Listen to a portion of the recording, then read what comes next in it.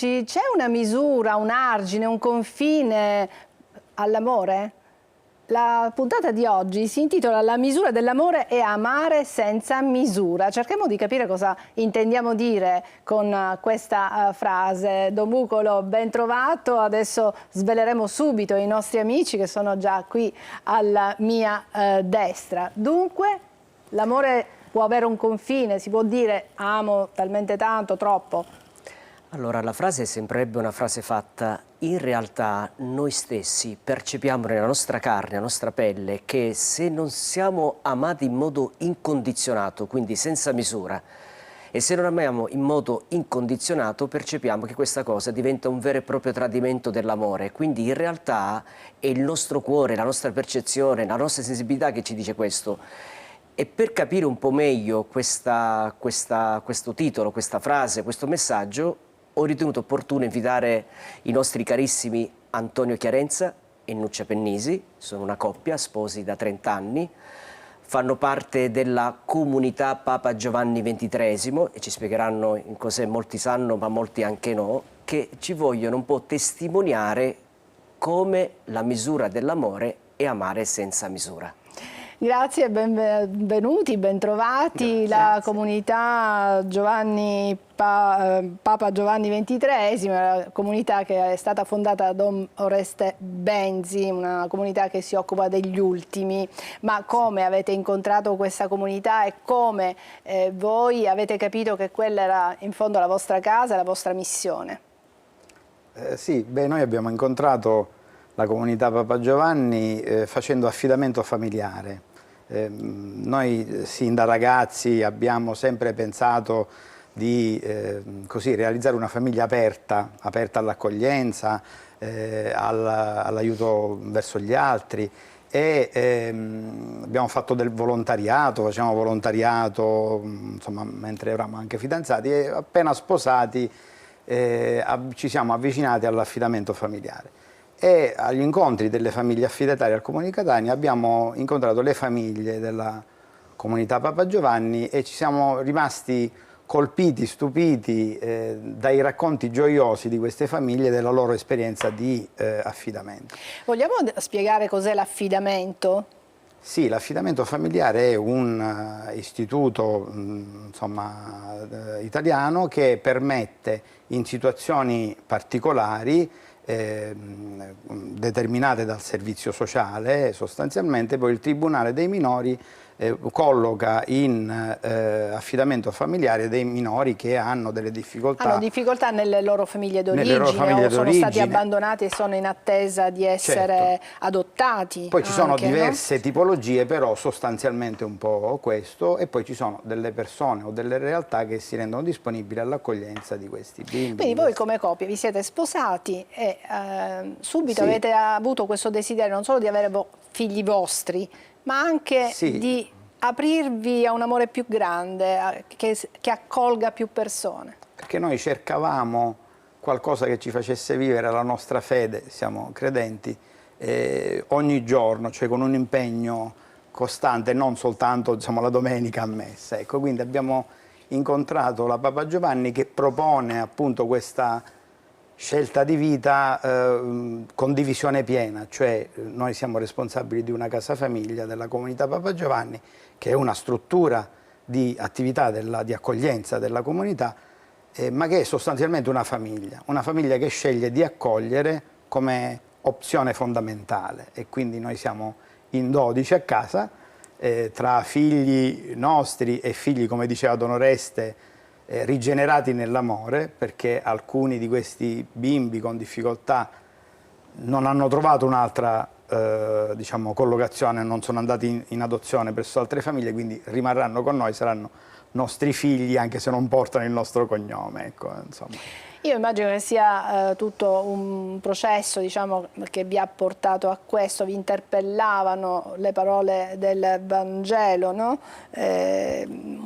Che sia un piano di vita anche di Don Oreste che diceva operare per la pace, per la giustizia, con mitezza, e quel che avete fatto a me lo avete fatto agli altri, no? Gesù dice questo, quindi ecco, io credo che questa proprio quel che avete fatto agli altri lo avete fatto a me, questa sia una frase di Matteo che vi ha spinto ad andare oltre quello che era il vostro nucleo familiare.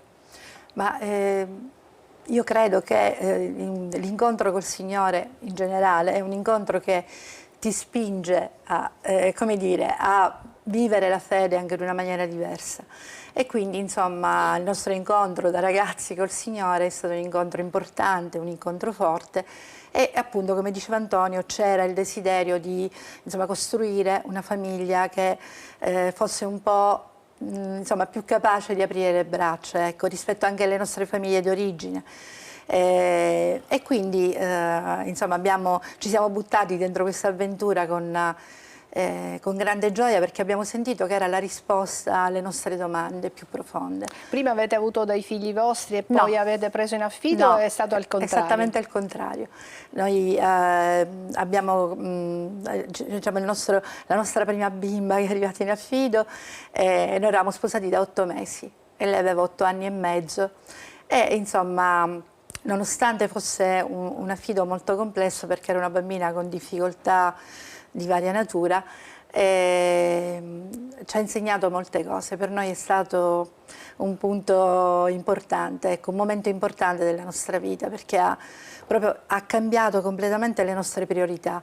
Perché ci siamo resi conto che lei aveva vissuto tante situazioni che noi non avremmo mai vissuto, perché comunque non avevamo più la sua età, lei aveva 8 anni e mezzo, e ha ribaltato le nostre priorità. Quindi quelle che erano prima le cose importanti sono diventate quelle meno importanti. Ci ha insegnato molte cose la nostra Don Salvo, prima bimba. sentendo questo inizio di storia, è difficile entrare dentro, no? Perché 2 giovani si sposano, la prima cosa, quella più naturale che un po' tutte le coppie hanno e pensano, è quella di creare una famiglia con dei figli propri. Invece i nostri amici hanno pensato invece di prendere in affido una bambina per giunta con delle difficoltà. Ecco, come possiamo spiegare questo tipo di amore, questa fede che ti spinge oltre, a buttare il cuore oltre?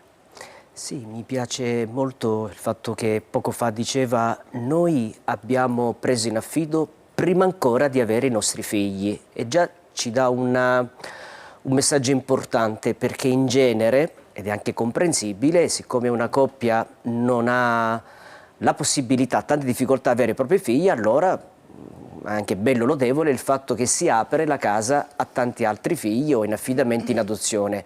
Invece qui c'è una posizione importante, ed è una posizione, attenzione, di essere ancor più famiglia. Cioè io non credo che in questo caso Antonio e Nuccia abbiano fatto una scelta che esce fuori dall'identità di famiglia, ma proprio perché hanno capito, e lo diceva poco fa Antonio, che la fede è un fatto concreto, reale, non è solo andare a messa domenicale, non è fare solo un cammino di fede, non è solo fare qualche attività, ma quello che noi siamo, viverlo nella quotidianità. Loro hanno risposto alla vocazione, al sacramento del matrimonio.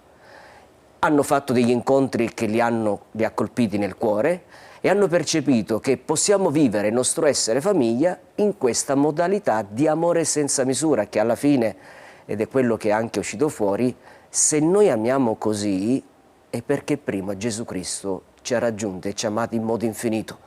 Ecco perché la fede non fa nient'altro che far uscire dal nostro cuore quelle potenzialità straordinarie che noi abbiamo, attenzione, che noi abbiamo, ma che tante volte reprimiamo, tante volte pensiamo di non farcela. Per cui io vedo veramente il segno di una famiglia che non è modello, ma è specchio per tante altre famiglie. Cioè abbiamo aperto il nostro cuore, la nostra casa a noi, perché non anche voi?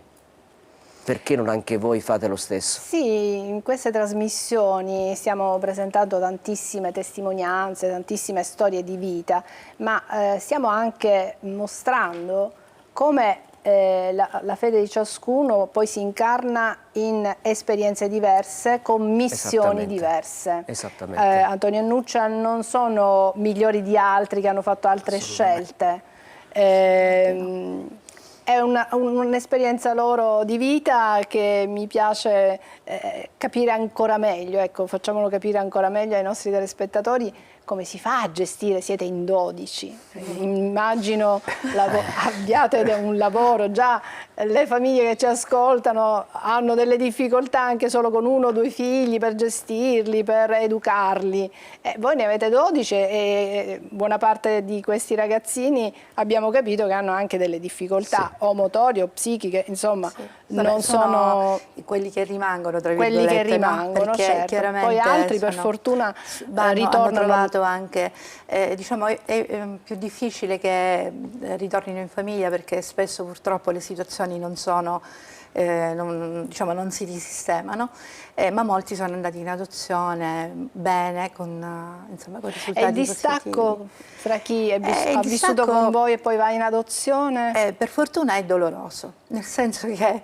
noi crediamo che se non ti innamori insomma, del bambino che accogli, che insomma non lo aiuti, non lo aiuti a guarire, a venire fuori.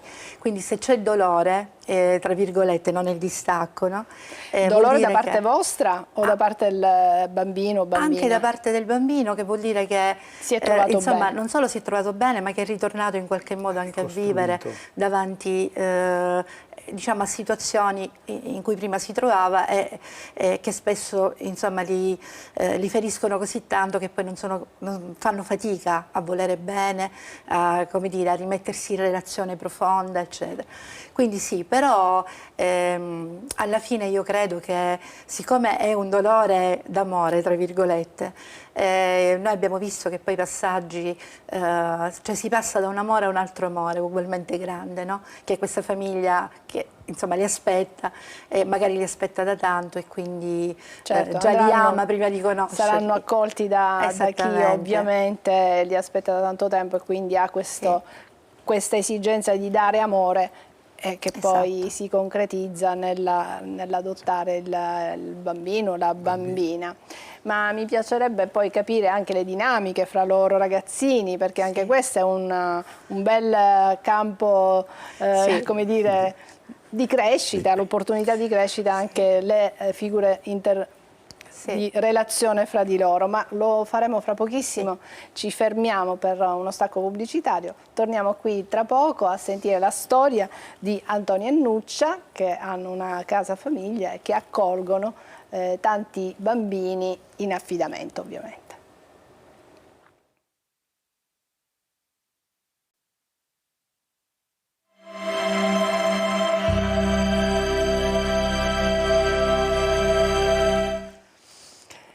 Stiamo ascoltando la storia di Antonio e Nuccia, che fanno parte della comunità Giovanni XXIII, e il titolo della trasmissione, lo vedete, è La misura dell'amore e amare senza misura, perché Antonio e Nuccia hanno una grande casa, hanno 12 figli, alcuni naturali, nel senso figli, altri invece sono in affidamento.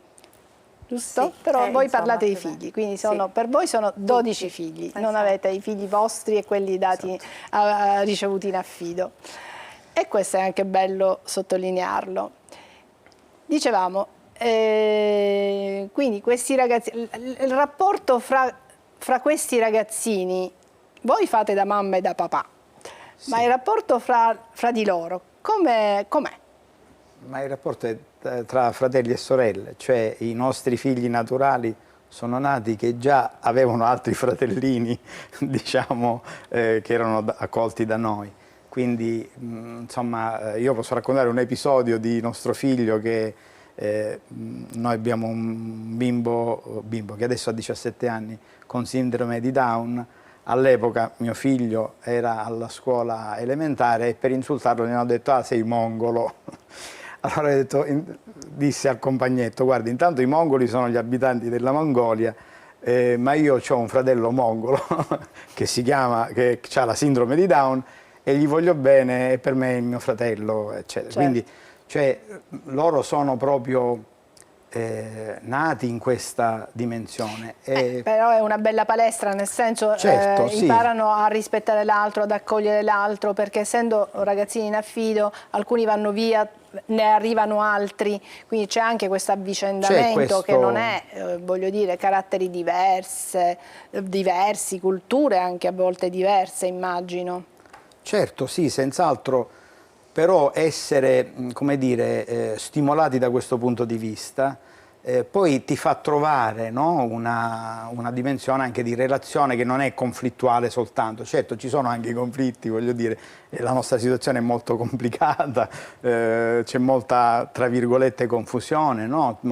Tante cose da fare, però ripeto, più che insegnare ai nostri figli e a tutti diciamo delle regole, insomma il portare avanti la quotidianità e la famiglia da parte di tutti, tutti hanno un compito, hanno come dire, un qualcosa da portare avanti per tutti, e quindi questo aiuta nella relazione e ci fa entrare in relazione nella maniera giusta, secondo me. Quella è un'esperienza molto forte che avete fatto. Ma io posso citare una che ha cambiato, un'altra esperienza che ha cambiato la nostra vita, è l'accoglienza di una bimba, si chiama Marianna, che adesso ha 9 anni, è venuta da noi che aveva 2 mesi. Lei è una bimba idroanencefala, cioè non ha il cervello, e nella scatola cranica ha questo liquor che producono le ghiandole. È stata abbandonata proprio per questo motivo.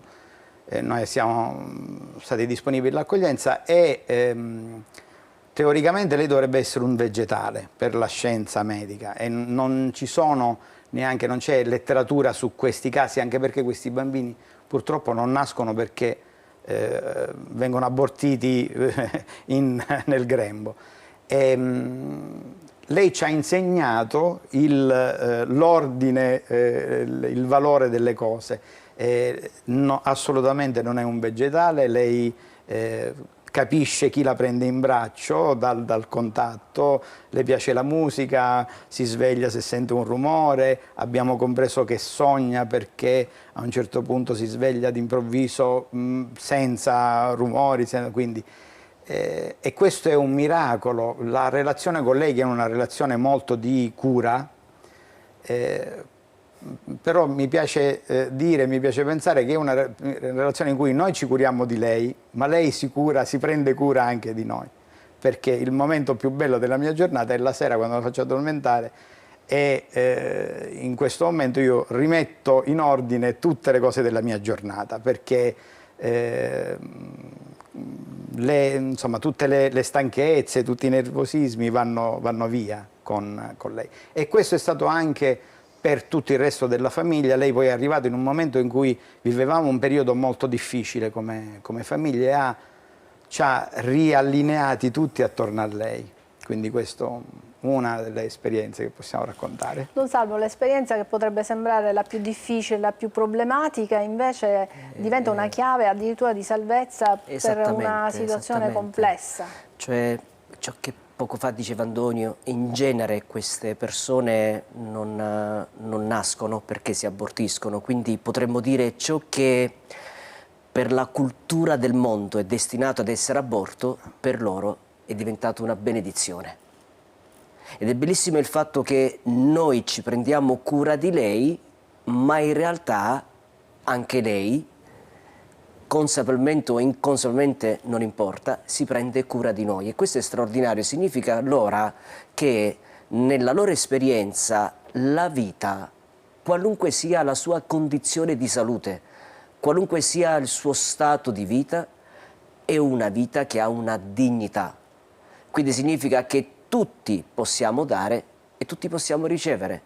In questo caso la piccola dà tantissimo, ed è bellissimo in un momento della nostra famiglia in cui, non so, mancava qualcosa, c'era un equilibrio mancante, il suo arrivo, che poteva essere un problema in più, un carico in più, un peso in più, diventa in realtà la chiave di svolta di un amore.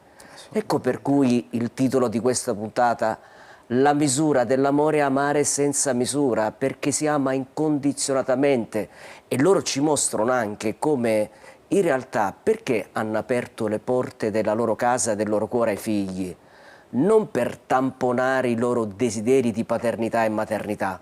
Ecco, questo è un mito secondo me che dovremmo molto smontare. I figli si accolgono per i figli, questo crea quella libertà nella gestione dei figli. Il figlio non deve soddisfare i miei bisogni di padre e di madre, ma quel figlio, quella figlia, quelle figlie ci sono perché io ho la responsabilità di prendermi cura di loro. Significa allora che se tutte le coppie, tutte le famiglie vivessero la paternità con questa modalità, non ci sarebbero più figli orfani. Non ci sarebbero più ragazzi che non hanno un padre, una madre, una famiglia, una coppia che si prende cura di loro. Io lo so che tante volte, proprio perché il figlio che si trova, il bambino, non soddisfa certi canoni, dice no, non possiamo, no, è di colore nero, no, sono 3 fratelli, no, a questa condizione di salute, perché noi viviamo nella cultura dello scarto. E qui mi piace anche citare Papa Francesco come gli scartati sono coloro che sono benedetti dal Signore. Come si fa a prendere in affido un bambino, una bambina? Diciamo è una cosa abbastanza semplice, nel senso che c'è un ufficio proprio al Comune di Catania, che è l'ufficio affido, al quale ci si può rivolgere. Loro fanno un percorso abbastanza serio, nel quale insomma ascoltano le coppie eccetera, e poi insomma a secondo le situazioni che hanno vedono qual è la situazione migliore come famiglia in cui collocare il bimbo o la bimba. Tornando sempre alla vostra numerosissima famiglia, come si fa? Qualcuno vi aiuta nel far fare i compiti? Insomma, i ragazzini vanno seguiti, è ovvio. Insomma, tra loro si aiutano anche. Quindi i grandi aiutano i piccoli. Ma questo insomma lo fanno da sempre. Loro per esempio mi aiutano tanto, nel senso che nessuno di loro va a scuola se non ha fatto il letto, cioè loro fanno le loro piccole cose, insomma, che però insomma, essendo tanti sono cose importanti, e poi insomma noi abbiamo il servizio civile che ci aiuta, ci sono tante persone di buona volontà anche che hanno voglia, che magari non possono fare personalmente per varie situazioni, che ne so, affido o altro, però aiutano, sono di supporto a chi lo fa, e insomma questo ci aiuta tanto anche. E poi avete la vostra professione? Noi siamo, come diceva Antonio, diciamo così, al secolo siamo un medico e un geologo, però insomma noi facciamo particolarmente la mamma e il papà, sì, perché cerchiamo insomma perché insomma questo tipo di percorsi poi ti richiedono anche, no, una presenza, anche l'esserci. E però insomma in qualche modo ci arrangiamo. Sì, beh, chiaramente siamo molto assorbiti, questa è la nostra scelta. Esatto. Diciamo, la quotidianità è molto complessa, ma come diceva Nuccia siamo anche aiutati. Sì. Don Salvo. Smonta anche un mito. Io spesso sento dalle famiglie già portare avanti un figlio è già complicato, pensa 2, 3, 4, ma manco per idea. Qui in realtà, ma io questo l'ho anche vissuto in Africa nei miei anni in cui ero missionario in Tanzania, il fatto di generare più figli, di avere nella propria casa più figli, questo crea la corresponsabilità fra di loro. Io non posso mai dimenticare in Africa l'immagine di una bambina di 4-5 anni che portava sulle spalle con una stoffa, proprio se la legava stretta dietro sulle spalle, il fratellino di 2 anni, perché la mamma aveva già un'altra sorellina di pochi mesi. Quindi non è vero che perché si hanno più figli allora si dà meno cura ai figli, anzi paradossalmente proprio perché si ha un solo figlio, quell'ipercura tra virgolette in realtà non lo cura realmente, ma lo rende in qualche modo egoista nella sua personalità. Quindi secondo me smonta un mito, perché quando c'è l'amore, l'amore contagia anche i figli che fra di loro crescono nella fraternità con tutte le difficoltà, perché è chiaro c'è una difficoltà gestionale, c'è il fatto che non ci sei solo tu, il fatto che devi condividere la televisione, la PlayStation, ma questo non è un problema. E proprio questo aiuta a crescere, il fatto che non ci sei solo tu e c'è qualcun altro, perché la società è fatta così, è fatta di relazioni in cui l'altro ti limita, ma in realtà ti libera da quella schiavitù che portiamo dentro noi stessi. Parole molto forti e veramente che fanno il quadro della situazione. Tanti genitori si lamentano dei loro figli disordinati, capricciosi, che vogliono tutto, che non comprendono i sacrifici dei genitori, e invece qui abbiamo proprio la testimonianza di come si può mandare avanti una famiglia numerosissima perché ci sono dei figli in affido, e come questi ragazzini veramente riescono non solo ad accogliersi ma ad aiutarsi fra di loro, e quindi ad aiutare anche mamma e papà. Certo, anche perché loro fanno anche sport, insomma quelli che hanno più difficoltà fanno anche terapie eccetera, quindi hanno delle vite piene, ecco, non stanno sempre a casa, quindi diciamo che è una grazia grande, importante, il fatto dell'essere insieme, no? Quando noi questa cosa, diciamo, noi la diciamo sempre perché è una cosa che ci ha colpito. Quando una delle nostre figlie aveva 6 anni, è andata in prima elementare ed è tornata a casa un paio di giorni dopo, mi ha detto: mamma, ma tu lo sapevi che ci sono famiglie con un solo figlio? Perché per lei era una cosa proprio fuori dal mondo, perché ha sempre vissuto con tanti fratelli e tante sorelle, quindi l'ha fatta rimanere un po' così, si era stupita di questa, per cui Certo, insomma. perché per lei la normalità è avere tanti fratelli e tante sorelle, quindi non essere da sola a casa. Bene, grazie Don Bucolo, grazie ad Antonio e Nuccia, grazie per questa vostra testimonianza, tanti auguri per il vostro percorso di vita, tanti auguri anche a questi ragazzini che accogliete con tanto amore, e grazie per aver testimoniato che la misura dell'amore è amare senza misura. Alla prossima!